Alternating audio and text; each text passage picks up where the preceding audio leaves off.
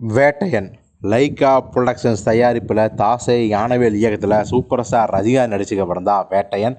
ஆயுத பூஜைக்கு October 10 release ஆகுது. இன்னும் கிட்டத்தட்ட ஒரு ரொம்ப ரொம்ப கம்மியான நாட்கள் இருக்குன்னு. இப்போ வந்து செப்டம்பர் 16 17 அப்படின்னா இதுலேருந்து பார்த்தீங்கன்னா ஒரு 13 நாள் 14 நாள், அப்புறம் ஒரு 10 நாள், மொத்தம் 25 நாள் தான் இருக்குது. கிட்டத்தட்ட ஒரு மாதம் கூட கிடையாது. இப்போ இந்த நேரத்தில் தான் இந்த படத்தோட ஆடியோ லான்ச் எப்போ அப்படிங்கிற அப்டேட்டை ரசிகர்கள் தொடர்ந்து கேட்டவண்ணம் இருந்தனர். நாமளும் பார்த்தீங்கன்னா நம்ம சோர்ஸ் மூலம் கிடைச்ச தகவலை சொல்லியிருந்தோம். செப்டம்பர் 20ஆம் தேதி இந்த ஆடியோ லான்ச்சை வச்சுக்கலாம் அப்படின்னு முடிவு பண்ணிட்டாங்க. எங்கே அப்படின்னா உங்களுக்கே தெரியும் எங்கே நடக்க போகுது அப்படின்னு. வழக்கம் போல் நேரு ஸ்டேடியம், சென்னை உள் விளையாட்டரங்கம், அங்கே தான் நடக்க போகுது. ஸோ வழக்கம் போல் ஆடியோ லான்ச் அப்படின்னாவே ரஜினி அவர்கள் பார்த்தீங்கன்னா குட்டி கதை சொல்லுவார், ரசிகர்களுக்கு வந்து அட்வைஸ் பண்ணுவார், அப்புறம் தனக்கு பிடிக்காத சில பேரை வந்து தாக்குவார். இது மாதிரியான பல சுவாரஸ்யங்கள் இந்த படத்தோட ஆடியோ லான்ச்சில் நடக்க போகுது. பொதுவாக நடக்கிறது தான். ஏன் இந்த படத்தோட ஆடியோ லான்ச் ரொம்ப முக்கியம் அப்படின்னா, போன வருடம் ஜெயலலிதா படத்தோட ஆடியோ லான்ச் அப்போது ரஜினி அவர்கள் ரொம்ப ஓப்பனாகவே விஜயை வந்து காக்கானும் தன்னை கழுகும் அப்படின்னு சொன்னார். ஸோ அதன் மூலம் பார்த்தீங்கன்னா அது வரைக்கும் கிடைக்காத ஒரு ஓப்பனிங் ஜெயலலிதா படத்துக்கு கிடைச்சதை மறுக்கவே முடியாது. என்னதான் காவாலா சாங் மூலம் ஓப்பனிங் கிடைச்சாலும் கூட ரஜினி அப்படி ஒரு ஸ்பீச்சை பேசுனதுக்கு அப்புறம் உண்மையாலுமே எல்லாருமே மிரண்டு போயிட்டாங்க. என்னப்பா அது, விஜய் வந்து ரஜினியை இப்படிலாம் காயப்படுத்தலாரா, ரஜினி பேசாருன்னா விஷயம் இல்லாமல் பேசுவாரா அப்படின்னு சொல்லி பல பேர் வந்து பார்த்திங்கன்னா ரஜினிக்கு இந்த படத்தை ஒரு மிகப்பெரிய வெற்றிகரமாக ஆக்கி ஆகணும் அப்படின்னு முதல் நாள் வந்து அப்படி ஒரு ஓப்பனிங் கிடச்சிது. ஸோ அந்த மைலேஜை ரஜினிகள் சரியாக பயன்படுத்தி கொண்டார்.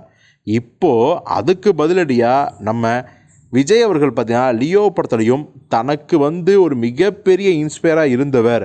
நாம் அவர் படங்களை பார்த்து தான் வளர்ந்தோம், அவருடைய படங்களை தான் நம்ம வந்து பார்த்து ரசித்தோம்.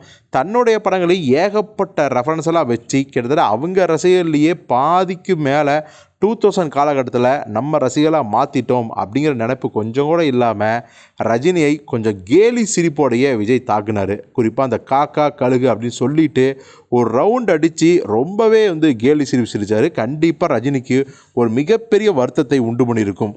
ஆனாலும் கூட லால் சலாம் படத்தை ஆடியோ லான்ச் போது, எப்பா நான் காக்கா கழுகுன்னு சொன்னது என்னையும் விஜய் வச்சு சொல்லலை, நீங்களாக ஒன்று கற்பனை பண்ணிக்காதீங்க அப்படின்னு சொல்லி அதுக்கு வந்து முற்றுப்புள்ளி வச்சார். ஆனாலும் கூட ரஜினி சொன்னது உண்மைதான் அப்படின்னு ரசிகர்கள் ரெண்டு தரப்பும் பயங்கரமாக சண்டை போட்டுருக்காங்க.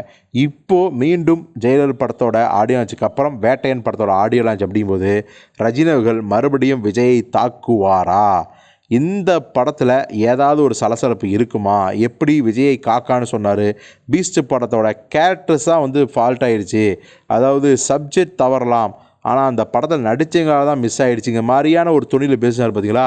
அதையெல்லாம் இந்த வேட்டையன் படத்தோட ஆடியோ லான்ச்சில் பேசுவாரா, இல்லை ஜெயிலர் இல்லாமல் மற்ற படங்களோட ஆடியோ லான்ச்சில் ரஜினிகள் எப்படி ரசிகர்களுக்கு மட்டும் பேசிட்டு அவங்கள சந்தோஷப்படுத்திட்டு போகிறாரா அப்படிங்கிறத பொறுத்து பார்ப்போம்.